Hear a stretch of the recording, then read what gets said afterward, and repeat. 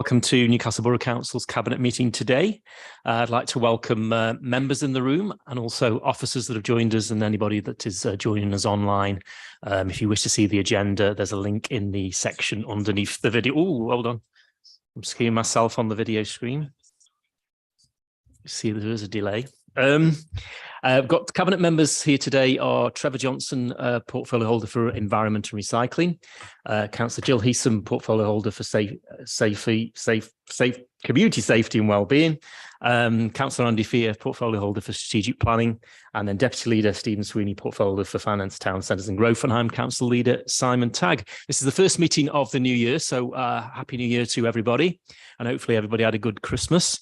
Also, this is the first meeting of our 850th anniversary year, and obviously there are plans to celebrate that, which we took through Cabinet last autumn, and they are now in train and obviously focusing around the summer months. But people that have come to the meeting today will have seen the banners out in the Queen's Gardens and also around the town centre to advertise our 850th year since we received a charter of Henry II, which is something we're going to celebrate all throughout this year. Moving to our agenda then, item 1 is apologies. I've got apologies from Councillor Jill Waring who can't make it today. Item 2 is declarations of interest. Do you have any items, declarations of interest for items on the agenda? Not seeing any from cabinet members. Item 3 is minutes of the previous meeting attached on page 5 to 10 from our 6th of December meeting. Can we agree those as a correct record? Great. Excellent. First item of business, item 4, Walleys Quarry odour issues.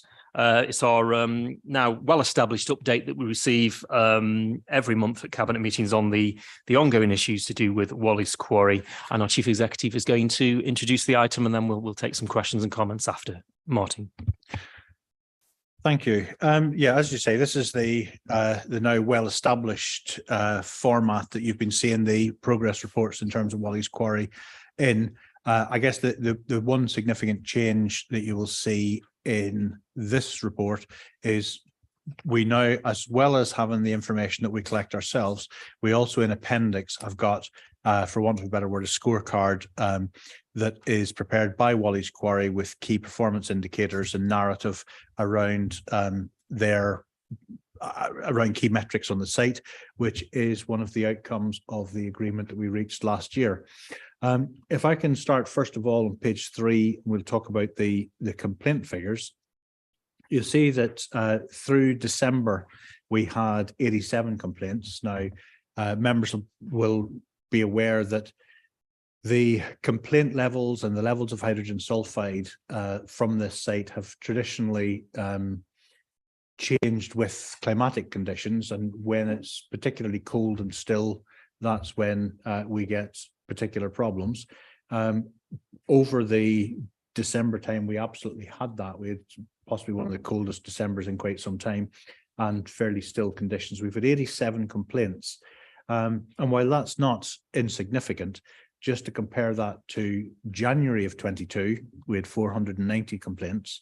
March 22, we had just over 1,000 complaints.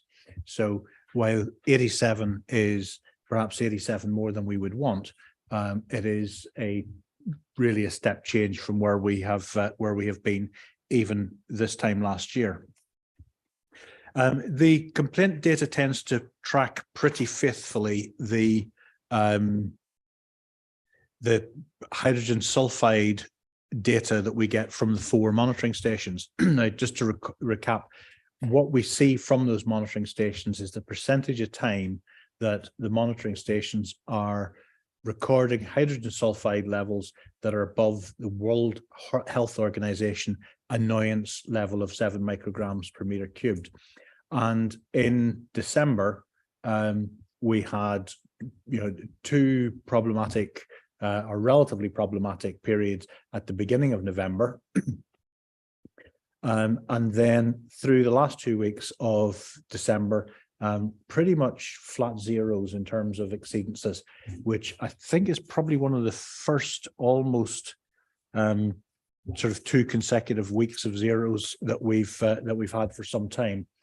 And again, just by way of context, January of 22, we saw levels from Gallingale at 53% and 41%. So really significant reductions in those exceedance periods. Some of the other indicators that we're interested in, as well as those exceedances, is the maximum level of hydrogen sulfide that gets recorded. And over that December, that particularly cold period, the Environment Agency have advised that the recorded levels didn't exceed 20 micrograms, and that compares to levels in the hundreds and even in the thousands that we've seen previously. So again, we're not seeing during December major spikes.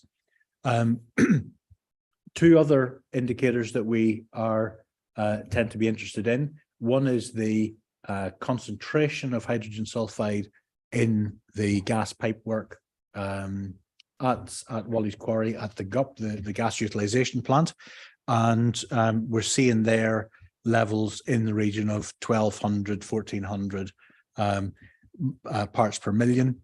And if you remember, probably this time last year or thereabouts, certainly while we've been doing this, there have been times when that figure's been around 6,000. So it's again a good reduction in the concentrations, and the volume of gas actually being extracted is being reasonably steady at around about 3,200 meters cubed per hour that's being collected off the site and destroyed. And members will be aware that each element of that, each bit of gas that gets collected and destroyed, is gas that doesn't escape to the atmosphere, and therefore risk causing a stink in the town. So I think, building on the previous month, we are in a better position, I think, with this than we have been. The problem hasn't entirely gone away because we're still seeing those complaints, but we have much better information now coming through from Walleys Quarry in terms of what's happening on site, etc., than we've had previously. We're getting good metrics from Walleys in terms of the their performance on site in terms of capping and such like. So it's, I think at this stage, maintain sort of a watching brief on this so that we can just see that improvement that we've seen over the last year is actually sustained through until the warmer weather returns, because this has always been a problem that has been worse when there's been particularly cold weather. The other thing that has happened since the last report is we've had a Walleys Quarry Liaison Committee, and this is the first one since we reached the agreement or the settlement with Walleys. So that was recorded, that liaison committee was recorded, and the video is available on both our website and on Walleys Quarry website. So there's much better sort of visibility there of the discussions that are taking place between community stakeholders and the operator. Thanks. Thank you, Martin. I think for me, the Christmas period is always going to be a real test period of, site closed, weather around, varying degrees of weather. I think we had a cold spell, didn't we? And then it went mild again. We had lots of rain. We seem to have lots of rain over the period as well. All sorts of times in the past when there has been a spike in odour complaints and monitoring equipment showing higher levels, and we didn't see that over Christmas. That follows, as you say, Martin, that really cold spell in early December, which is really a time when in the past years there has been a significant stink extending well beyond the site and the neighbouring estates to up to 3 miles away from the site. So an improvement there. I think for me, I think I would want to see a full year of data to see that this has been reduced significantly to more like what a landfill site should generate, because a landfill is always going to generate odours no matter what, but it's controlling those odours and keeping the noxious gases within those down to a level which is not an annoyance to people or a potentially a health risk. So I think as it is a watching brief, as you say, Martin, going forward. And I think we're on the right track, as we can see. Just opening up for cabinet members now for comments on obviously the odour figures as we've seen presented by Martin. Trevor. Thanks, Chair.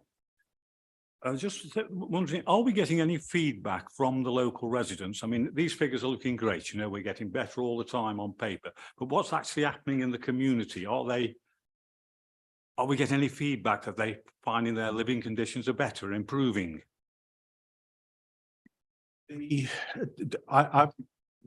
community feedback that we're getting really is through those complaint figures. And if we take Christmas as an example, Christmas is a time when a lot of people will be at home and a lot of people will be very precious about the conditions that they are experiencing at home. So if we had the sorts of problems that we've had previously over the Christmas period, I would have expected to have seen that loud and clear in terms of this. And I think also on social media, some of the narrative has quietened down around this. I thank you, Joe. I think it's a valid point you make as well. I know that the County Council, in conjunction with Keele University, are looking to do a study into the effects of this episode that we've experienced and are still living through. So that will, I think, when I'm not sure when that is taking place, but it is imminent. That will capture some of that those resident feedbacks on whether there's been an improvement, how they've experienced and lived through the last couple of years as well, which I think will be an exciting piece of work to bring forward. You know, what has been the effect of this on the communities, and has it improved, and do people feel that it's improved? That's something to look forward to in the future. Andy. Thanks very much. These, I think, are heartening figures. I mean, I remember our last meeting, we were a little bit concerned that there was a rise at the Gallingale site, and we all remember how it was over Christmas in the past. The fact that that's gone back down to zero again, I think is very, very heartening. I also think and very handily in this report, we've got both the historical complaints data, the historical monitoring data. We can see that we are on a downward slope in that regard. As Chief Executive says, any complaint is a complaint too many, so we ought not to be complacent about this. But you know, there are a lot of unsung heroes here. So I think, you know, hats off to our environmental health division. This is a long haul. It's not a quick fix thing. So it's the persistence of those people quietly doing their jobs in the background that has brought us to this position. And I think we ought to be cognizant of that. One thing I did notice in part for those amongst those duties, which I'm also heartened by, is the little news in brief section, where we're told officers carried out an unannounced site inspection on the 20th of December. And I think that's a really good thing to make sure that happens. Do we know what happened with that? Were those who went there, were they happy with what they found? Can we see that the management of the site is picking up in the same way that the figures are clearly going in the right direction? Okay, so just to be clear, the news and briefs are from the Environment Agency, so that's their officers rather than our officers carrying out unannounced inspections. And the narrative that sits underneath that is what they find. So it's on the 5th of January, you will see that when they reviewed quarterly monitoring data and issued some a car form. And that's not yet in the public register, but I understand that also some of the findings of that are also being challenged by Walleys Quarry. So we don't do unannounced visits. That is part of the Environment Agency's work as part of their monitoring against the environment permits. Thanks very much for putting me straight there. I'm heartened though, because of course in the past we've been worried about the Environment Agency and its enthusiasm to grapple with this problem. So I think that shows that's going in the right direction as well. And I have little doubt that some of our officers have been pushing for that to go in the right direction. So I still want to praise our own people here for the hard work they've put in. Thank you, Andy. You'd like to echo that as well, Steve? I'd echo it as well. I think the work the officers have done is pretty fantastic. This is sort of anecdotal, but I drove down Cemetery Lane on Friday night to pick somebody up at about 6:30, and it absolutely stunk. It was absolutely disgusting. But it's a top end of cemetery. It's the sort of gypsy camp side of it. By the time you get past it and where Garner's is and where the traffic lights are, I seem to have gone. And they turned right on Silverdale Road and it had gone. It was just focused very, very closely on just sort of the entrance and going towards Gallows Street Main Roundabout. Go past that and it had gone. It's very bizarre because you sort of flow down the hill to the Garners and then flow onto the Borough. It doesn't seem to be doing that anymore. But that's just what I see when I've smelt when I've driven around. But it's a distinct change. But certainly we're going the right way. I think the 2-0 weeks on Gallingale, which has always been the hotbed of it, is most encouraging. I've experienced that as well, Steve, but I've experienced that over the last 10 years since the site opened, way back then. There has always been odours around the entrance and at the edges of the site, up and down. I don't think you're ever going to get rid of those completely, but what we have to be careful of is if they start to drift into the communities of Silverdale, Poole Fields, Gallingale Estate, and further afield, and that's why we need to hold obviously the EA and the company to account to ensure that they continue on what is, we believe now, a good trend and good work and a good direction which we're going in. I think what's key for us as well is we publish the data which we have so the public can see it, and that's available on our council website. There's a dedicated page which is regularly updated, and everything that's in the cabinet report today has been posted or will be imminently posted upon that website, so members of the community can have a look. One last thing from me is the liaison committee, which Martin mentioned. I attended that. It was attended by all of the council reps, or one was a substitute for a council rep who couldn't make it, but we had full council representation there. And I'm really pleased that it was recorded and that the video was put up for the community to have a look at, to see how not only ourselves but other members of the community held the operator and the EA and the council to account, because a council officer goes to that as well, and that will be permanently on the website, and each time there is a meeting of the liaison committee it will be put up there.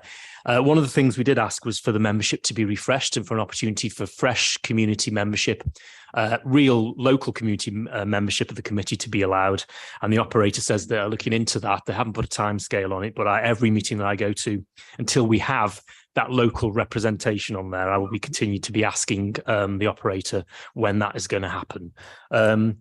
Jill. Yeah, I agree. It's really positive going forward. And I think particularly where those pockets of concern are around near the Travellers site and the Gallingale estate, that, yeah, we definitely need to keep on top of that and keep on monitoring. So recommendation for us as we note the contents of this update report, which we've done, we've commented and made obviously our communities aware through our online meeting here that they can access this data on the council website. So all agree the recommendation? Great. Thank you. Next item is the draft revenue and capital budget and strategies 2023-24, and this is going to be led off by Stephen. Thank you, Leader. This report presents the updated medium-term financial strategy, including the draft proposals being considered to balance the 23-24 revenue budget and the proposed capital programme for 23-24 to 25-26. It also includes the first drafts for 23-24 of the flexible use of capital receipt strategy, the capital strategy, the treasury management strategy, and the investment strategy. The provisional local government finance settlement was received on 19th of December. Now, this is a bit that's changed. This has generated a further £169,000 of funding when compared to the medium-term financial strategy assumptions. It is proposed that this to be placed into the budget and borrowing support fund, protect the council against any income losses or increases in interest rates during 23-24. Savings and funding strategies have been identified to address a revised £2,103,000 budget gap for 23-24 via a vigorous efficiency board process, and have been agreed with the managers being both feasible and sustainable. And I think those are two big words for this: feasible and sustainable. They're not some sort of pipe dream we thought up out of nowhere. They're real facts. A major transformation programme, the One Council programme, commenced during 21-22, which involves an extensive redesign of organisational structures, process and technology, underpinned by changes in culture, leadership and governance. £195,000 of savings have already been achieved during 21-22. A further £601,000 of savings will be achieved for 22-23. and a further 376,000 are proposed for 23-24. A significantly below inflation council tax increase of 1.99% per Band D property is proposed. This amounts to 10 pence per week or less for 95% of households within the borough. Band A, B, D, C, D, A, B, C, D, and E, from the alphabet then, properties. The savings identified enable a continued contribution of £250,000 to the Borough Growth Fund. This will continue to enable investment in the council's priorities, including significant investment in boosting the sustainability of the environment within the borough and supporting development of the town centre. The capital programme for 23-24 to 25-26 is based on new schemes which are vital to ensure continued service delivery and assisting the council to achieve its corporate and service objectives as set out in the council plan. These schemes total 48.064 million, of which 32.977 million relates to 23-24. This includes schemes funded for major investment into the Borough Council, successfully secured via the Future High Streets Fund and the Town Deals Fund for both Newcastle and Kidsgrove. Delivering the capital programme of 23-24 will require prudential borrowing to be undertaken. The impact of borrowing is included in the MTFS, and I think this is for a council that's been through what this authority has been through in the last couple of years. I think is an excellent report, and I'm very, very happy to commend it to the Borough. Thank you, Steve. Back you on that. And I think, as we said before, this process on this budget started in the summer. And we're going through the various stages now to take it to council on the 7th of, at the end of February. It will come to cabinet on the 7th of February before we then refer it to the February full council meeting, where we will set the budget and also set that council tax. I think we made a pledge to keep council tax below 2% in our election, and we're honouring that here, even though the government has raised the limit and we could increase it by more, but we're not going to do that. Other authorities may be doing that, but we're not doing that in Newcastle, and we're balancing the budget based on that. And I think it is a good budget, and I think it invests money where it needs to be invested, as Stephen has pointed out, but also it's got a brief to make the savings necessary to balance the budget and to use the one council programme also to ensure we bed in those savings year after year, which will help us to balance the budget going forward over the period of the MTFS. So I'm really pleased about this budget. It will go to our FAP scrutiny meeting on the 19th of January for a final scrutinisation before it comes back to us on the 7th of February and is then referred to full council. And I'm fastly finding the date, 15th of February, where we will set the council tax at 1.99% increase this year, as Stephen says, a 10p a week or less increase. Opens up now for comments from cabinet members. Andy. Thanks very much. No, I think obviously the revision was necessary. It's been a welcome revision rather than an unwelcome revision, I think it's fair to say. And again, I think what we've just heard from Steve, that this isn't pie in the sky, that it is feasible, that it is realistic, is the foundation, the cornerstone of what we're doing here. This is a well thought out plan for the future. It is an achievable plan for the future. And as Steve has also pointed out, it comes at minimum increase to the local council taxpayer. So I think there's a lot going for this, and I'm more than happy to accept these recommendations. Any other comments from cabinet members? No, I think one of the main parts of our investment comes, as it has in previous years, from the Borough Growth Fund. And as detailed under 2.27, you can see where that investment has been spent and will be spent going forward on key priorities for the council. Its modernisation, its focus on the town centre, it's a focus on environmental sustainability going forward. And that money is put to good use to push those priorities forward in each of those agendas. So we're continuing to do that this year, which is really key and important. One last thing I would say before we move to the recommendations is, as Stephen said, it's been a difficult time for not only councils, but businesses, for households. And it's still a very difficult time with the cost of living issues now. But through the pandemic, the government of central government have I would say looked after councils and ensured, as they have the workers, as they have community groups, as they have all sorts of businesses throughout the pandemic, and now through the energy crisis and energy costs. And I think, that has to be recognised. The government currently take a lot of rap, don't they? But they have managed to keep the country going through, a once-in-a-lifetime pandemic. And now the results of that, because of the lockdowns, is the upheavals in the economy and the cost of living, inflation, etc. It all stems from closing the economy down across the world for a period of time, and then trying to kickstart it. And that's what has happened, and we're having to live with the results that could go on for some time. But we as a council ensuring that we have our plans in place, our investments in place in the borough, whether that's through a regeneration of our town or through sustaining our environment, and we are able to do that by just taking 1.99% increase in council tax, which I say again is lower than a lot of councils are taking this year. Got the recommendations before us. I'll rush them there. Steve's pointed to some of them through his introduction. So can we agree those recommendations? Thank you. Moving now to item 6, which is another paper associated with the budget setting process. This is the scale of fees and charges for 2023-2024. Steve's going to introduce this as well. Yeah, thank you, Leader. First thing I'll say about fees and charges is once again, we've frozen our parking charges to support our town centre, which I think is a vital thing. The average increase overboard, it seems to be about 4% across the board. Now, when you think that inflation is running at 10, 11%, we're putting our prices up by 4%. We've got the same costs. We've got people have had pay rises, stuff costs money and everything. I think the fact that we're keeping it to 4% is of great credit to this council. And once again, nobody likes charge rises, rises in various charges. It's never popular. But to keep it at 4% when inflation is 11%, I think is quite a significant achievement for this council. And again, I'm happy to support this. Thank you. Okay, we do have a confidential section which covers some sort of commercial ones, which we will deal with later under closed session. But the figures are attached. Any comments from cabinet members of fees and charges within their area? Trevor. Just a quick one, actually, for Simon. The fees and charges in relation to bereavement services, I think it should be known that it is a more commercial set of figures and making us even more competitive, and I'm very impressed with them. Thank you. That's a good point, Trevor, because we have been charging quite a lot less than our neighbours, but we want to provide a premier service, don't we?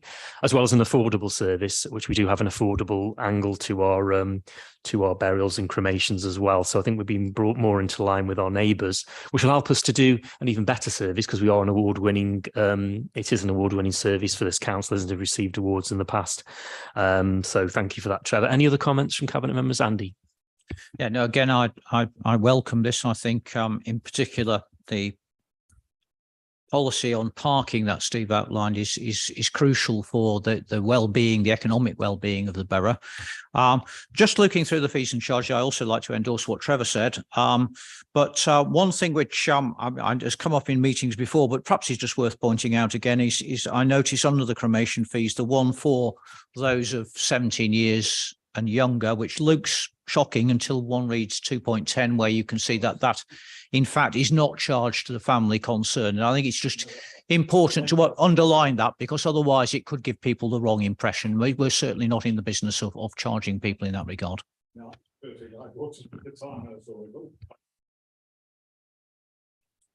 Recommendations before us, Steve. Happy to move those. Yep. All agreed. Thank you. We move now to 2 items regarding the regeneration of the town, and particularly the Future High Streets Fund. We've got a progress report on the York Place project, and we've got a progress report on the multi-storey car park at the Rycroft. I'm just going to ask our officers to put a presentation up which covers both of these before we look at each item individually. First of all, as everybody will know, we've had the Rycroft site, which has been derelict for a couple of years, probably more than that now, since we moved out of the civic offices. And of course, part of that, the former Sainsbury's site, was derelict for a long period of time. So we've been working since the previous plan by HDD, which was brought forward by the previous administration to redevelop that site, collapsed. We've been working on some plans and made a bid through the Future High Streets Fund for 11.5 million to get these projects up and running, starting with the demolishment of the former civic offices. And we've got a blueprint, which is up on screen at the moment. which includes the multi-storey, which we're going to be looking at in a minute, which really unlocks this site, really, and this whole opening up of this part of town, and will replace the Midway. It's not as if we're building another snazzy car park when we've already got one. It will be replacing the Midway. There will be a couple of hundred less spaces on this car park than there are in the Midway, and we're also going to be losing the on surface parking that's currently there as well. So it's not as if we're increasing the parking spaces in the town. We're actually offering a better offer for parking in a new multi-storey that will also place it in the area where we're expecting the town to grow, because on the blueprint you will see on the right-hand side is the Aspire HQ, and also the housing that will be built by Aspire Accommodation, 50 plus housing, which will generate, both of those will generate footfall for the town, possibly up to a couple of hundred people coming into Aspire or working to Aspire or visiting Aspire, plus 60, 70 odd people living on the Aspire accommodation part. And also in the middle, we're looking at possibility for a hotel scheme. Again, early stages of that, but that again would be a mid-range hotel, which the industry says is required in Newcastle and this part of North Staffordshire. If we bring that to fruition, we will have extra footfall then for the town, and also users of the car park as well. So it's not just a car parks get a bad rap. I know Stoke have got into a bit of trouble with their car park, so this is desperately needed to improve the existing car parking officer, and I say will replace the Midway, which will be demolished and will be used for accommodation as part of the town deal regeneration of the town. So if we look at the car park, we've got a visualization of it there. This is the first time this has been seen, because this didn't get onto the website. It wasn't finished in time, but we will upload this onto the website along with the press release.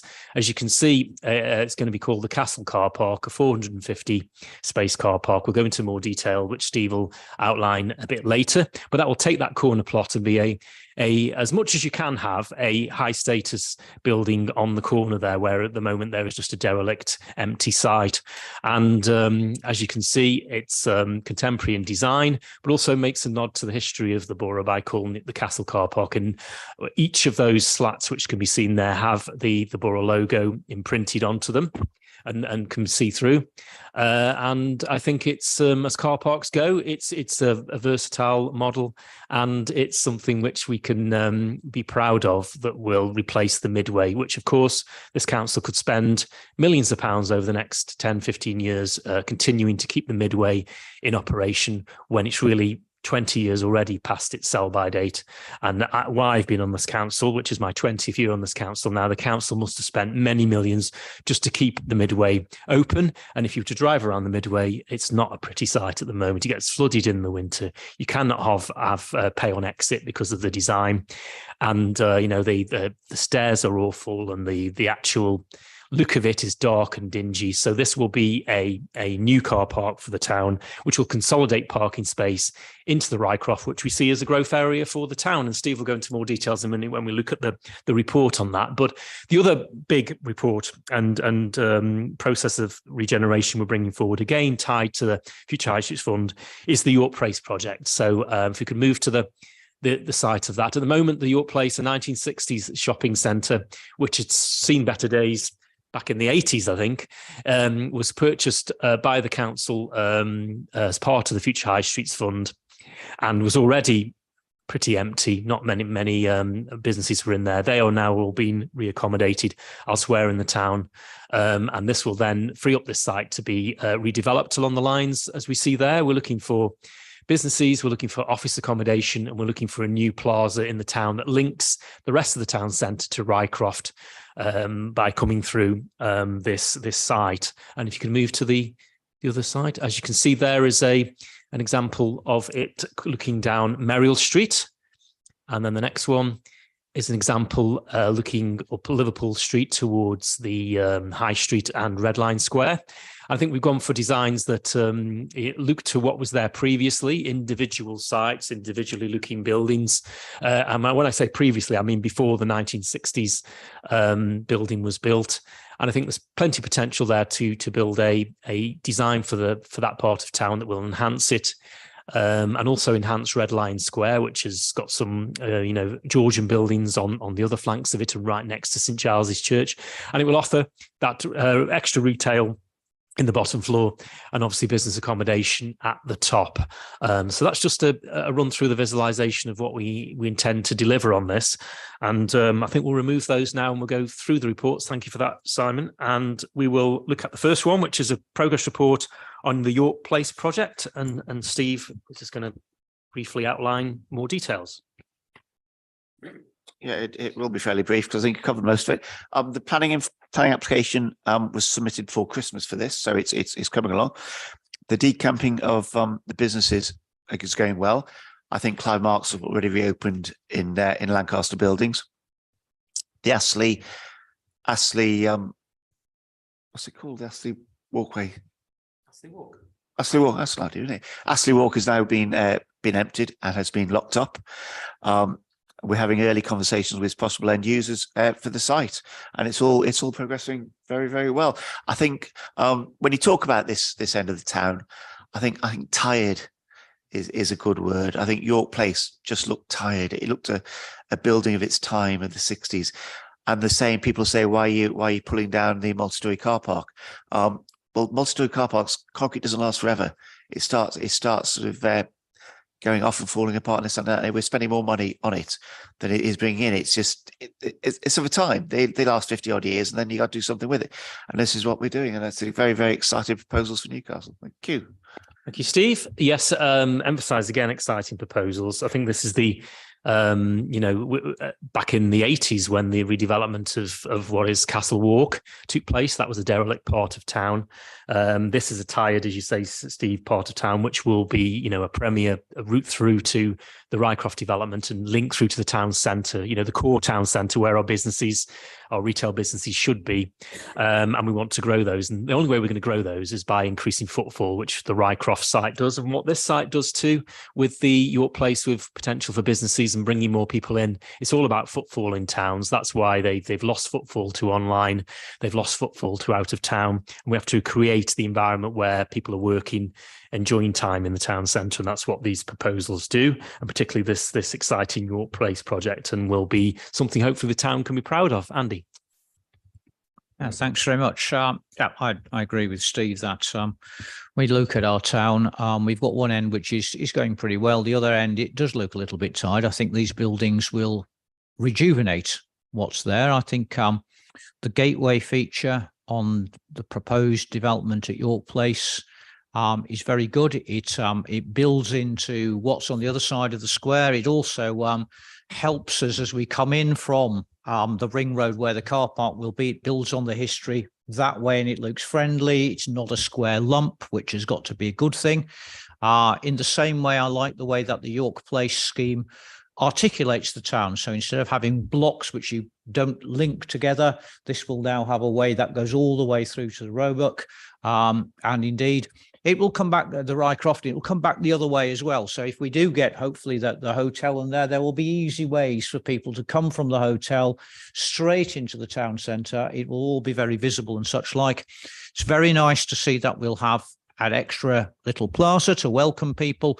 And again, I think it's important to reassure people. Unfortunately, from time to time, we do have problems with antisocial behaviour. Quite a lot of thought has gone into that to make sure it isn't a dark, dingy place which will attract exactly the people we don't want in our town at night.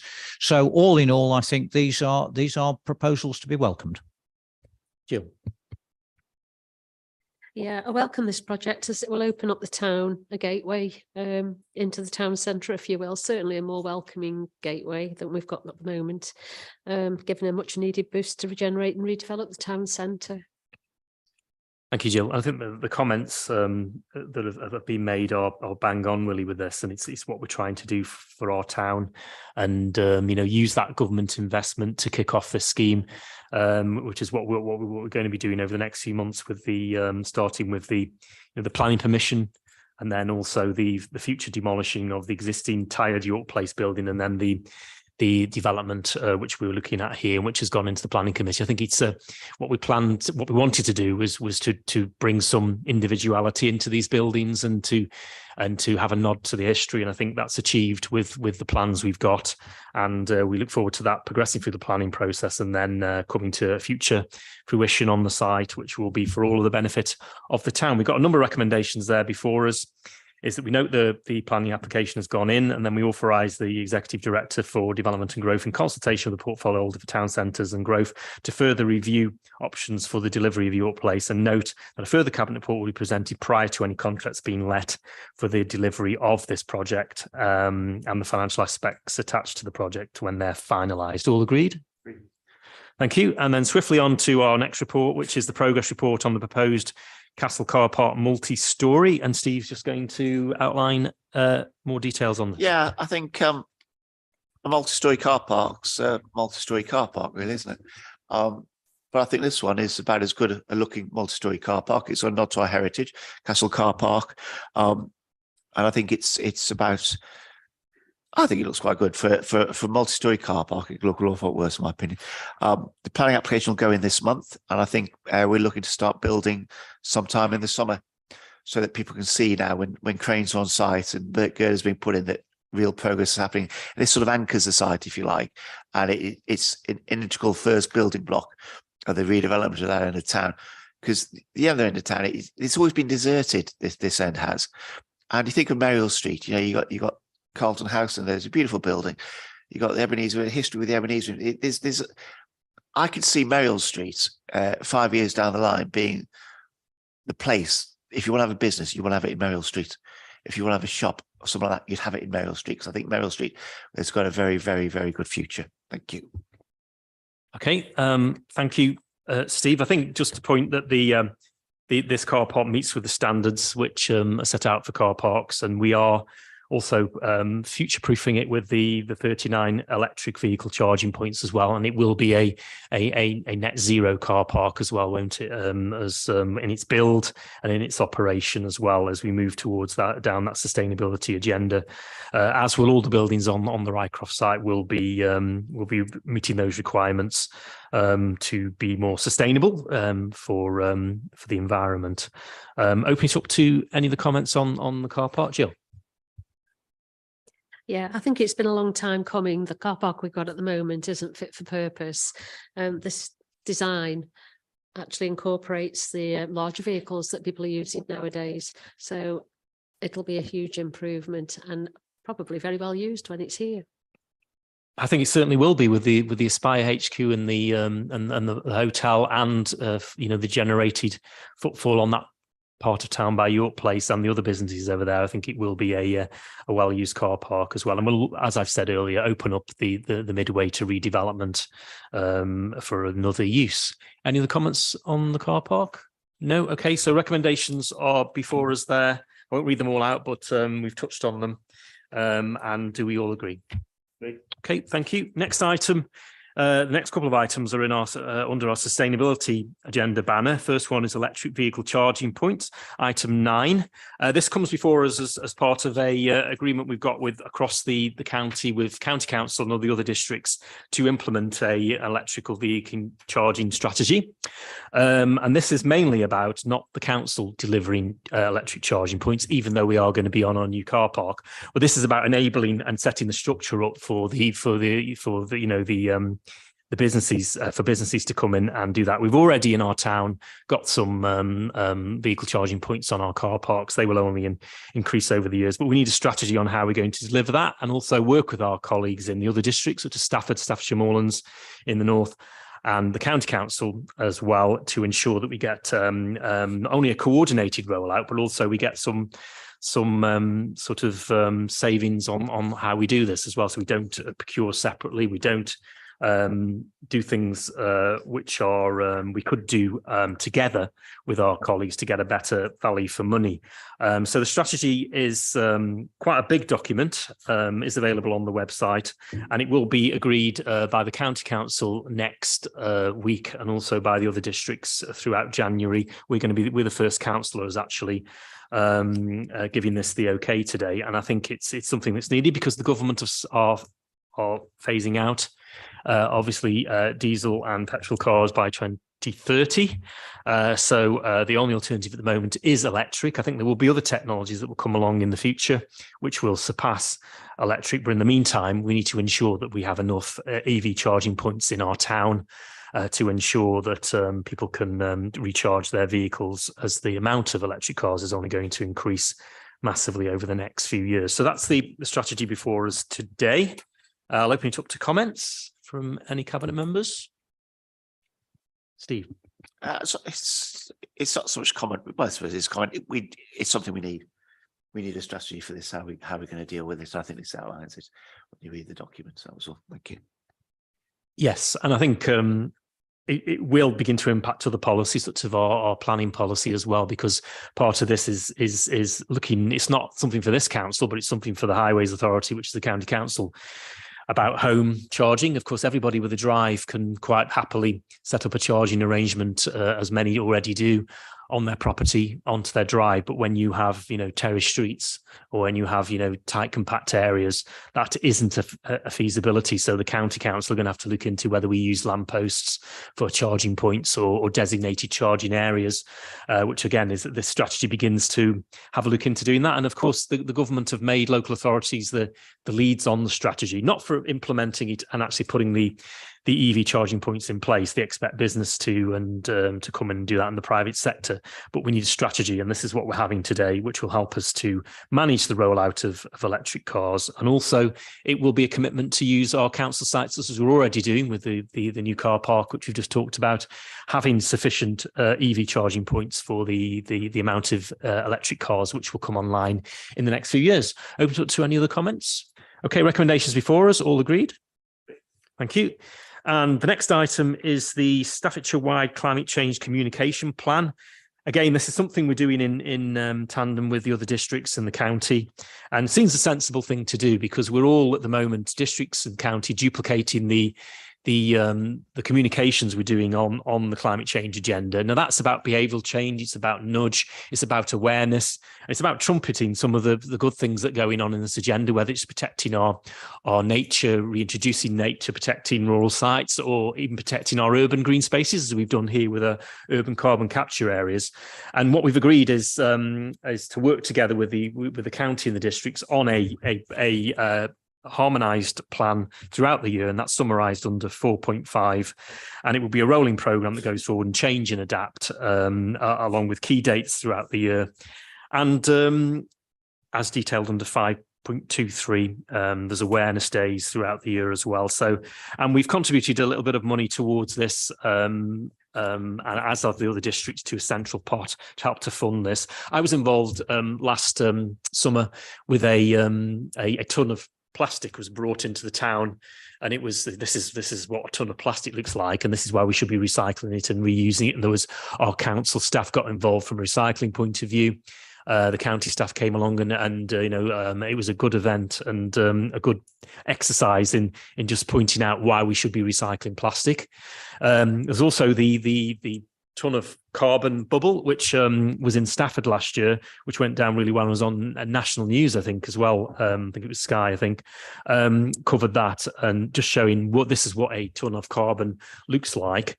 And that will be, as part of this plan, rolled out and come into Newcastle, Leek, Stafford, and be a bit of a roadshow around the county to just to show an example of what the carbon looks like. Open it up to comments and questions. Steve. It's coming again. I think if you're gonna speak with one voice rather than every district in the county, it's a perfectly sensible way to do it. Just all together, unity is strength, all that sort of thing, and one voice is really the way to go. Thank you. Very good. Any other comments? Not seeing any. So recommendations are is that we get back to the front of the agenda. Is that Cabinet formally support? Wrong one. Is that Cabinet formally adopts the Staffordshire Sustainability Board county-wide communications plan, and the council helps facilitate action on a county-wide communications plan through its membership of the SBB. All agreed?